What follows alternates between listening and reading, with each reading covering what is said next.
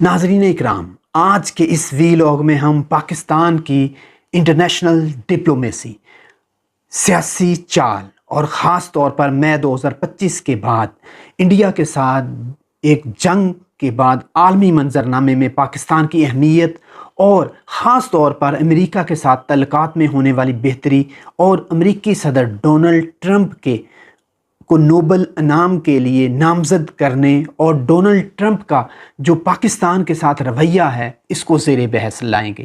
میرے ساتھ رہیے گا۔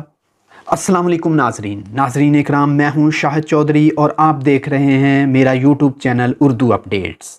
ناظرین اکرام، دنیا کی سیاست میں بعض اوقات ایک بیان، ایک قرارداد یا ایک تجویز وہ کر دکھاتی ہے جو توپوں، ٹینکوں سے ممکن نہیں ہوتا۔ پاکستان کی جانب سے امریکی صدر ڈونلڈ ٹرمپ کو نوبل انعام کی تجویز اور نوبل انعام کے لیے نامزد کرنا دراصل ایک ایسی سیاسی چال تھی جس نے عالمی طاقتوں کی سوچ کا رخ بدل دیا اور پاکستان کو ایک ہی وقت میں کئی محاذوں پر کامیابیاں دلائیں۔ ناظرین اکرام، یہ وہ دور تھا جب بھارت اور پاکستان کے درمیان فضا جنگ کے دہانے پر تھی۔ بھارت مسلسل جھوٹ بول رہا تھا کہ اس کے طیارے نہیں گرے اور اس کا کوئی نقصان نہیں ہوا، اور عالمی میڈیا اس کا بیانیہ دہرا رہا تھا، جب دنیا کی سب سے بڑی طاقت امریکہ کے صدر ڈونلڈ ٹرمپ نے خود بارہا تصدیق کی کہ بھارت کے طیارے گرائے گئے، بھارت کے 7 طیارے گرائے گئے، بھارت نے مجھ سے جنگ رکوانے کی درخواست کی، تو وہ بیان پاکستان کے لیے ایک عالمی سرٹیفکیٹ بن گیا۔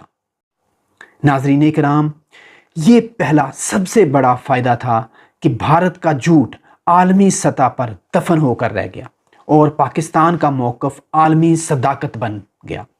ناظرین کرام، اس کے بعد جو دوسرا سب سے بڑا ایک فائدہ تھا، پاکستان نے اپنے دشمن کی تجارتی رگ پر ایسا ہاتھ رکھا کہ انڈیا کی چیخیں اب پوری دنیا کے ممالک سن رہے ہیں۔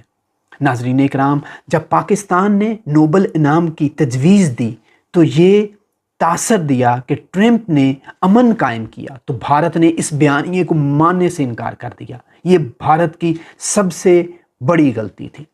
ٹرمپ جو اپنی تعریف سننا پسند کرتے ہیں، انڈیا کے اس انکار سے ناراض ہو گئے، اور اس کے بعد کیا ہوا؟ انڈین معیشت کا دیوالیہ نکل گیا۔ نتیجتاً انہوں نے بھارت پر مختلف طرح کے تجارتی پابندیاں اور محصولات دوگنے کر دیے، جس سے بھارت کی معیشت کو شدید نقصان پہنچا۔ یہ پاکستان کی دوسری خاموش فتح تھی۔ دشمن کی معیشت پر وار کیا بغیر ایک بھی گولی چلائے۔ ناظرین اکرام، تیسرا اور سب سے اہم فائدہ پاکستان کے دفاعی پروگرام کو ملا۔ آپ جانتے ہیں کہ چند ماہ پہلے امریکہ نے پاکستان کے لیے جو پاکستان کا میزائل پروگرام ہے اس پر مختلف پابندیاں لگا دی تھیں۔ اس کے علاوہ دنیا میں سے پاکستان کا ایک تاثر ایک امن قائم کرنے والے ملک کے طور پر ابھرا، تو مغربی طاقتوں کے لیے اس کے میزائل پروگرام پر پابندی رکھنا غیر ایک منطقی ہو گیا۔ آہستہ آہستہ وہ تمام غیر اعلانیہ دباؤ، سفارتی اعتراضات اور مختلف طرح کی جو تکنیکی رکاوٹیں تھیں وہ ختم ہو گئی۔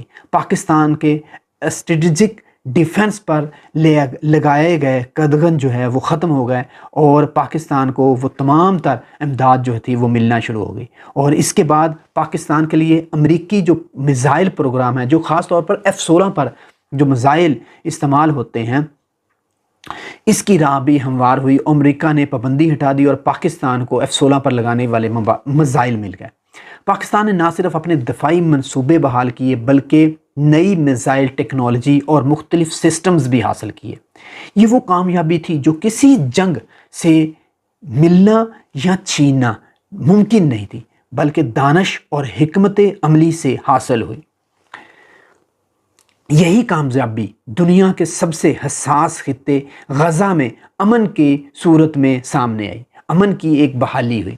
ٹرمپ نے پاکستانی قیادت کے ساتھ مل کر ایک امن معاہدہ تشکیل دیا۔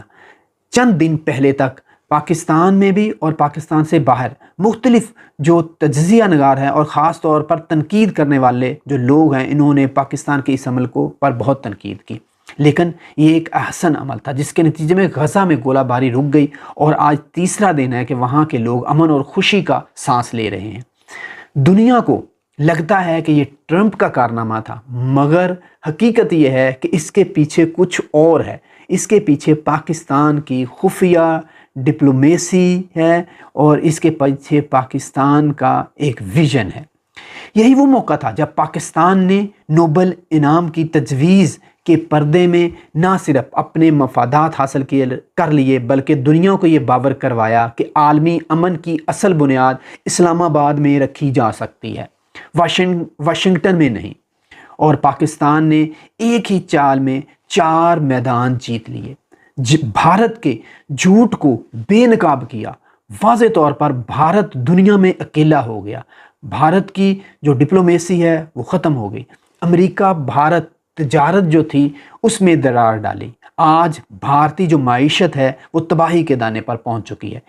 اپنے لیے امریکی میزائل پروگرام سے پابندیاں جو تھیں وہ ختم کروائیں اور غزہ میں امن قائم کر کے امت مسلمہ کا سر فخر سے بلند کر دیا۔ یہ نوبل انعام کی نہیں بلکہ نوبل حکمت عملی کی کہانی ہے، جس نے دنیا کو دکھا دیا کہ پاکستان چاہے خاموش رہے مگر جب بولتا ہے تو تاریخ کا رخ بدل دیتا ہے۔ پاکستان زندہ باد، پاک فوج پائندہ باد۔ ناظرین اکرام، کمنٹ کیجئے گا، فیڈ بیک دیجئے گا، آپ دعاؤں میں یاد رکھیے گا۔ اللہ حافظ۔